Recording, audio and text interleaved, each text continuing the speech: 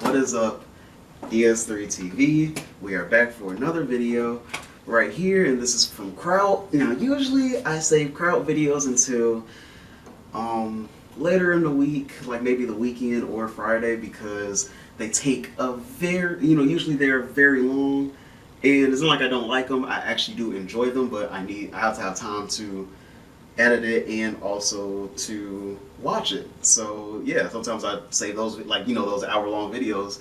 If you ever notice, usually those come out on Saturdays or something like that, because I have to have the time to actually edit it and upload it and watch it.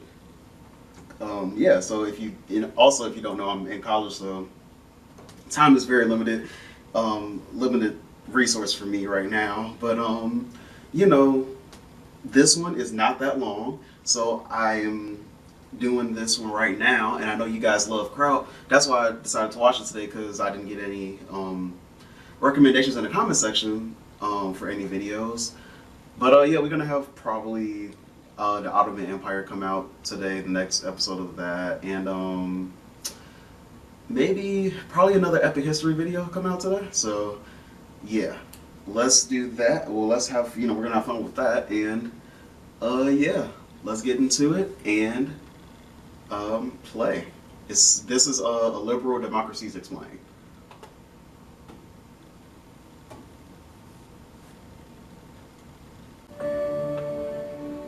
On a basic level, democracy sounds very simple. It's a system of government in which power is exercised by the people. But like all things, it's more complicated than that. Do you vest power directly into the hands of the people, or govern through representation? And just because someone is elected doesn't mean they can have all power, or they might just do however they please. Democratic society... That's actually true, because, Russia is considered a democracy at this point, but it doesn't... It's more and more seeming like it's not with Putin in office. But yeah, that's definitely true. Societies throughout history have therefore come up with mechanisms. And also, I have a question for you guys. If you guys would like to see me talk about like politics or something, because I'm thinking about doing like maybe some more like political content on like my other channel. I'll tell you guys if I actually do make the video, but yeah, put in the comment section if you actually would watch me talk about like politics, because I'm definitely very like a centrist, like I'm really in the middle on a lot of different issues, but I would like to talk about, I guess, like American politics, like for people that aren't from America and don't really understand how our politics work, and how like our vote doesn't really all matter the same equally. if you can get that. So yeah, I would like to talk about that a lot more. But yeah, tell me in the comment section if you will watch that, because I kind of want to do it. I'm just nervous because I don't know if anybody will want to watch it. So if you guys will watch it, I could definitely maybe make that like another series on this channel, or put it on another channel that that you guys would want to watch more of, because I don't have a problem doing it. So let's get back into the video. Also, subscribe to the channel. Want to get 1,000 subscribers by my birthday, by Valentine's Day. Also, you can put also in the comment section what videos do you want me to react to, because I will react to whatever you put in the comment section, as long as it's not a TV show or anything that could give me copyright claim. You should see a reaction to it. So within 2 days, I'll say within 2 days. But yeah, so let's get to it. And mechanisms and systems that are put in place to prevent tyranny, separation of powers, term limits, separate government institutions, government transparency, separately elected chambers of government, regional governments, free press, freedom to assembly, arming the people, and if you are a constitutional monarchy, you can also build an ideal of democracy into the royal traditions and institutions of your state, with the monarch as a guarantor of political freedoms. Republicans often like to call this a violation of the principle of governance through the people by its existence of a hereditary class distinction and power structure, to which constitutional monarchists will respond by pointing out that in recent history only 3 constitutional monarchies collapsed into tyranny compared to all the republics that collapsed into various unpleasant forms of governance. That debate aside, there is a common agreement of preventing the abuse of power, a guarantee of individual freedoms and preservation of democratic rule, something called liberal democracy. But is it necessary? Some movements argued we do not need these measures of safety and barriers to protect and ensure the change of power and security of individual liberties that most democratic societies adhere to, and they have mostly failed. But it is still a resurging line of thought, one aptly named by the Hungarian goulash Putin as illiberal democracy, the idea of a partial democracy which acknowledges a vote but leaves it at that. There is no accountability to the public, and it is limited to the delivery of basic needs. The idea that people are not self-determined, motivated by their convictions and beliefs, but mere lemmings in the need of guidance. A question remains though, if you give up on the ideals of protecting individual liberty from arbitrary government interference in life, economy and culture, is what do you replace it with?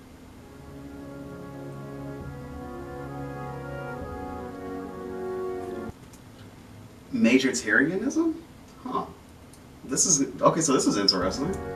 Majoritarianism is the philosophical idea that being the majority of a population should come with privileges and entitlements that are exclusive and unavailable or harder to attain for minorities, and that what benefits a majority takes precedence no matter at what cost it may come to a minority. It's a nice way of saying might makes right, and majoritarianism lies at the core of which is kind of how our government was for a very long time. Longer than the new democracy, I was about to say our newer form of democracy has been in place, even though that's still pretty flawed. Yeah. Viktor Orban's understanding of how a society should be run. Orban asked his followers and party to abandon the notion of the 1989 peaceful revolution, the end of communism, and the founding of the Hungarian Republic as being the foundation upon which a Hungarian society was built, instead proclaiming that a nationalist myth of Hungarians as a 1,000-year-old Catholic nation and people were the foundation upon which a Hungarian society was, will, and should be built. In short, a united cultural Hungarian identity of a Hungarian majority in a Hungarian land. This idea, however, quickly runs into problems. During the Protestant Reformation, Hungarians almost completely abandoned Catholicism and turned to Protestantism. Hungary, however, became a majority Catholic nation again, not by choice, but by the sword, when during the 17th century the Austrians decided that Hungary should be stripped of any autonomy and ruled as a conquered territory, imposing Austrian overrule, reimposing a Catholic nobility and treating Hungarians as inferior subjects of an empire whose sovereignty came out of being governed through the Catholic God's grace. Orban's vision of what Hungarian ought to be and what the majority Hungarian identity which the state ought to serve should be leaves the significant Protestant minority on the sidelines, just as it does the country's Jews, non-religious, Roma, Sinti, Ruthenians, Serbs, Romanians, Slovaks, gays, lesbians and other minorities who do not have a place amongst the chosen people of the Majoritan society. More significantly though, only 29% of Hungarians see Christianity as part of their national identity. A majoritarian rule based on some arbitrary chosen identity is therefore exposed as being null and void. The vision of a unified Catholic Hungarian national identity is nonsense. I like the faces he put on the Hungarian balls. The country has a large plurality of thought, beliefs, faith and languages. Arbitrarily selecting one of these sets of beliefs as the domineering group above all others is at best cronyism and at worst exclusionary. Hungary's history is also not a history of a 1,000-year nation, but a long, complex story of nomadic horsemen, Polish kings, Ottoman conquest, Austrian betrayal, 400 years of Austrian imperial occupation, fascism, communism, 50 years of Russian subjugation, and above all, revolution after revolution, rebellion after rebellion, dating back to medieval peasant uprisings. The jingoism around this is also batshit and laughable. When Orban was elected, he used the large powers granted to him through an absolute elected majority to rewrite the constitution of the Hungarian Republic to reflect his vision, adding, God bless the Hungarians, we take pride in our King Saint Stephen I, who built the Hungarian state 1,000 years ago, and even added the crown jewels of the long-gone Hungarian monarchy into the constitution, which... Oh, that's not right. Like, if anybody can change the constitution, that means that the constitution isn't that stable. Like, it's honestly probably, Like, think about if a person that was very narcissistic went into their democracy and actually was elected because of that. And yeah, that would be terrible, honestly. She had then moved from the Hungarian National Museum to the Parliament building to be guarded by the Republican Guard. The illiberal democracy of Hungary is a Catholic nation that has no Catholic majority, a pluralist nation with only room for one group, and a republic that worships a monarchy. Imagine if some twat rewrote the US Constitution to add at its beginning a soppy poem singing the praises of King George. The cuts into the state structure go even deeper than that. The Hungarian Supreme Court was changed from being an independent institution to an institution in service of the Prime Minister. A press authority was created, a government institution with the authority to fine and penalize media outlets and journalists at will, the members of the board being appointed by the Prime Minister. And lastly, the Hungarian Republic used to have an... This sounds like a lot like a dictatorship, just with extra steps. But I guess if nobody else thinks it's that bad, I guess it's not that bad. Because it doesn't seem like that, like a lot of people know about this. I've never heard about this. This is crazy. Independent Fiscal Council, an institution unique to the Hungarian Republic. Imagine a sort of Supreme Court for the national budget that could intervene whenever a government made a dangerously unbalanced budget decision or when the national debt would be raked up too high. Orban disbanded this organization. All these drastic changes to the institutions of the state were done to ensure the success of the majoritarian society, but in the end they only accomplished a corrupt oligarchy with neither government nor public oversight to rein in on them.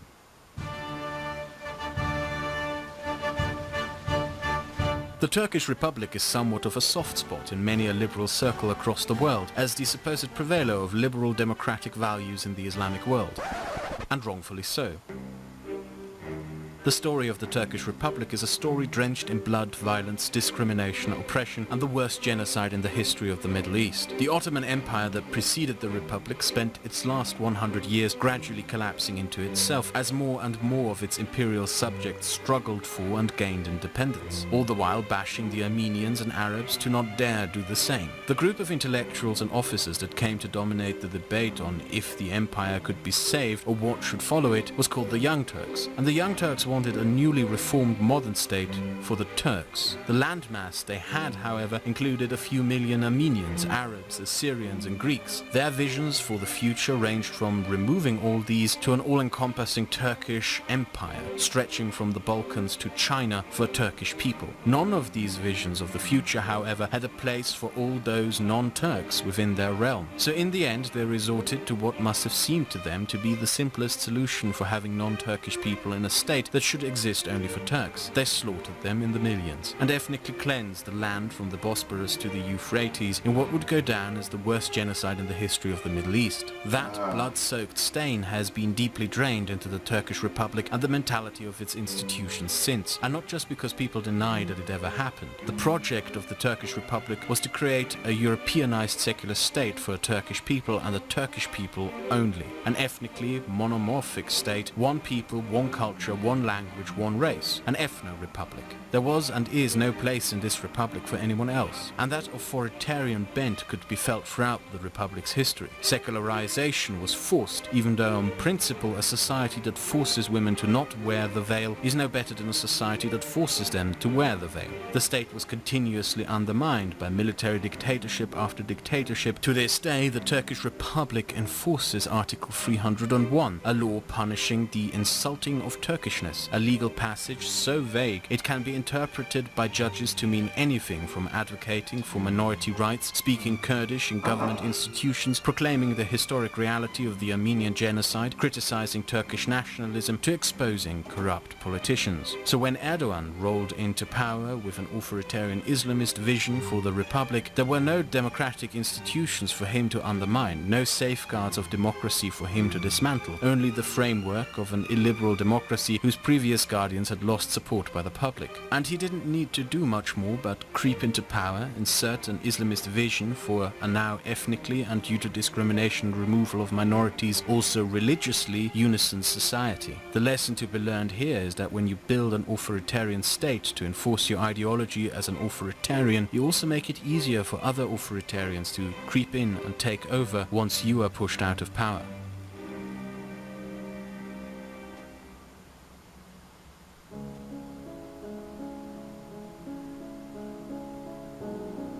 Iran is a perfect example of how religion can not only poison a country's government, but society and culture. Iran is a diverse and multicultural nation, in which only 50% of the population is Persian. The rest are the various ethnic groups of the vast borderlands that surround the Persian heartland. Throughout history, the Persians would remedy this by implementing sapraties, small kingdoms and provinces ruled by governors and smaller kings who were granted great autonomy in exchange for allegiance and fealty to the Persian king. Hence the title of the Persian king being King of Kings. However, with the arrival of Islam came a new unifying force of Shia Islam, which in 1979 came to be the glue that kept this regime together. A government who proclaims to have a responsibility to God and not to its people is a nightmarish vision. No matter how much Iran may proclaim to be democratic, it makes no difference who you vote for, as those the people vote for merely act under the constraints of God's most loyal servants. The Islamic Revolutionary Guard, a state within a state accountable only to God and serves the role of an inquisition in which one rises through the ranks by ever-increasing fanaticism. Theocracies are a recipe for disaster. Having a supposed choice between different brands of insanity is still a choice for insanity. Opposition can never be tolerated in a place where it is seen as an act of defiance against God, and the people themselves are merely an expandable resource in service of God. This is a state in which its people are nothing but a mere sinful flesh who are condemned to being the playthings of those who proclaim to be of lesser sin. Any and all Islamic states are the same in spirit, no matter how much an attempt is made to disguise such. Okay, so that was a good showing of how Islamic states are ran, because I would definitely say that most Islamic states are ran pretty similar.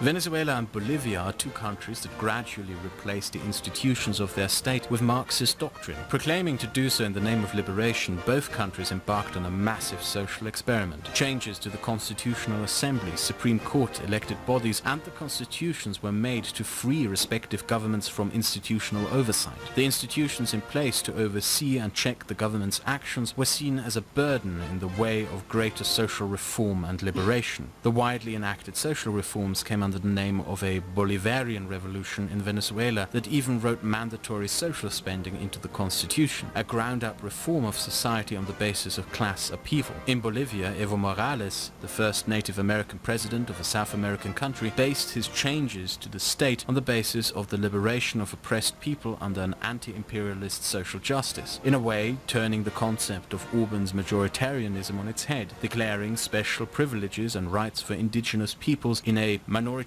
system.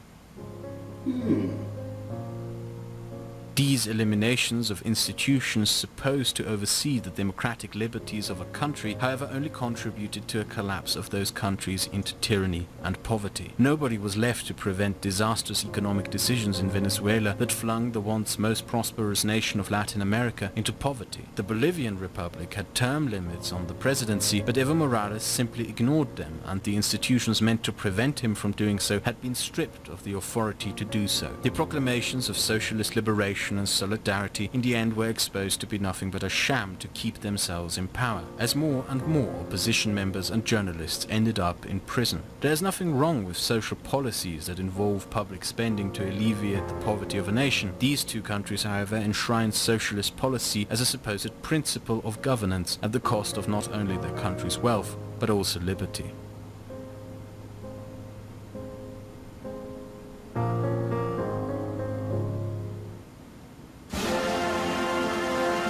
However, on the scale of countries that abandoned liberal democracy, there's a country with a government that is such a sham, such an obvious fraud of a dysfunctional and kleptocratic state that exists for no purpose, that in any way serves its people, that it can't even be said to have any kind of philosophical excuse. What country is he going to talk about? I just want to know you guys' answers in the comment section before. I know I've asked a lot of you guys to put, a lot of everyone to put your answers in the comment section. But yeah, I kind of want to see what you guys' answers are going to be in the comment section for this one right here. What country do you think he's talking about is going to be the worst? Use for its existence. Belarus, Europe's last dictatorship, is in a category of its own in terms of how much of a I didn't even realize Belarus is a dictatorship. dumpster fire it is. The country declared its independence from the Soviet Union in 1990. 4 years later, riding a wave of Soviet nostalgia, Alexander Lukashenko was elected president. 2 years later, he rewrote the constitution, taking all powers from government bodies and giving them to himself. And 3 years after that, the leaders of the opposition just disappeared and are by now presumed to be dead. In absence of any opposition and future opposition leaders facing similar fates, Lukashenko built a weird state that has to be seen to be believed. It's a place in which it's almost like the Soviet Union never stopped to exist. Old Soviet cars, state-owned collectivized kolkhoz farms, massive state-owned industry complexes that seem to be falling apart, Red Army parades, medals for workers, Soviet symbols, hammers and sickles, red stars, a militarized Iron Curtain border, and even the name of the country's intelligence service. This is so crazy. But also, I did want to say this before I forget about it. About the channel, about whatever I do, like if I do the political stuff, it'll probably be only once a week. Also, I will be talking about like different politics, basically like political stuff in not just America, but all over the world. Because I do have a very big interest in politics, honestly, and I would like to talk about that. Now, we're gonna keep getting back into Belarus because I didn't know it was that bad in Belarus. I guess I didn't know that. But yeah. Play. Is the KGB. But it's not a socialist state. There is no socialist doctrine behind any of this. This is not a communist country. Its policies are aggressively nationalist, and the ideal of social progress is frowned upon. The country, weirdly enough, sees the Soviet husk it maintains from the past as some sort of weird traditionalist conservative maintaining of Soviet social structure. The conservative call to go back to the traditional old days in Belarus simply means back to the social stagnation of the 1980s Soviet Union. And even that is not the purpose of the state. It's therefore not even a nostalgia state, if one could even call it that. In speech after speech, the Belarusian president proclaims that the purpose of Belarus is to be the fortress between Russia and NATO, the vanguard protecting Russia from a European homosexual agenda, and to serve Russia and its security interests. The state's purpose boils down to being Russia's dog toy and hoping to never become the next Ukraine. Most illiberal democracies give ideological excuses as the justification for their abolition of democratic safeguards, but Belarus doesn't even have any of that. It's probably therefore the best symbol of how an illiberal democracy in the end is just a crony state.